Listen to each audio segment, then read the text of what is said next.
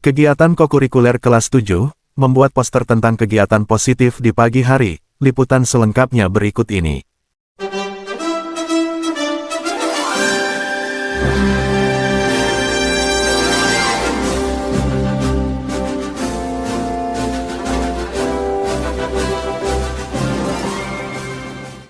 Kegiatan kokurikuler kelas 7 pada Rabu, 6 Agustus 2025 adalah murid-murid membuat poster.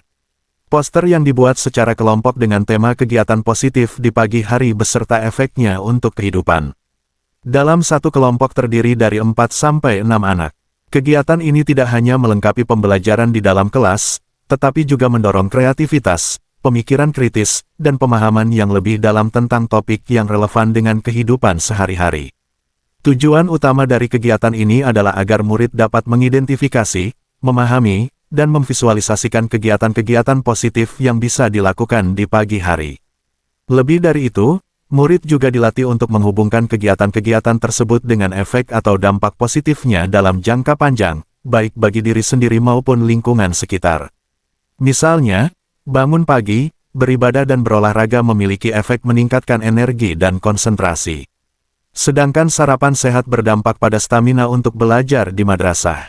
Melalui kegiatan ini, murid dapat mengembangkan beberapa keterampilan penting. Pertama, kreativitas dan seni. Murid menggunakan imajinasi mereka untuk mendesain poster yang menarik secara visual, memilih warna, tata letak, dan gambar yang relevan. Kedua, literasi visual. Murid belajar cara menyampaikan pesan yang kompleks secara ringkas dan efektif melalui media visual. Ketiga, pemikiran kritis. Murid harus memikirkan hubungan sebab akibat antara suatu kegiatan dengan hasilnya, yang kemudian disajikan dalam poster. Keempat, kerjasama. Murid belajar berkolaborasi, berdiskusi, dan berbagi ide untuk menghasilkan karya terbaik. Pelaksanaan kegiatan ini dapat dibagi menjadi beberapa tahap. Pertama, guru memberikan penjelasan singkat tentang pentingnya rutinitas pagi yang baik dan contoh-contohnya. Murid kemudian dapat melakukan riset mandiri atau berdiskusi dengan teman-teman untuk mengumpulkan ide. Selanjutnya, murid mulai mendesain konsep poster mereka, menentukan pesan utama, dan elemen visual yang akan digunakan. Mereka dapat menggunakan berbagai media, seperti pensil warna, spidol, cat air, atau bahkan aplikasi desain digital jika fasilitas tersedia. Pada akhirnya, poster-poster yang telah selesai dapat dipajang di area madrasah atau kelas. Ini tidak hanya berfungsi sebagai bentuk apresiasi terhadap karya murid, tetapi juga sebagai sumber inspirasi bagi seluruh warga madrasah untuk memulai hari dengan kegiatan yang lebih positif dan produktif. Beberapa mata pelajaran terlibat pada kegiatan ini. Mata pelajaran seni budaya menerapkan konsep-konsep seni rupa seperti komposisi, warna, jenis huruf, dan ilustrasi. Mereka belajar bagaimana menyusun elemen visual agar poster menjadi menarik, mudah dibaca, dan efektif dalam menyampaikan pesan. Kegiatan ini merupakan wadah ideal bagi murid untuk mengekspresikan kreativitas mereka dan mengasah keterampilan visual. Bahasa Indonesia berperan penting. Poster adalah media komunikasi visual, dan teks di dalamnya memegang peran krusial. Murid akan belajar cara membuat kalimat yang ringkas, padat, jelas, dan persuasif.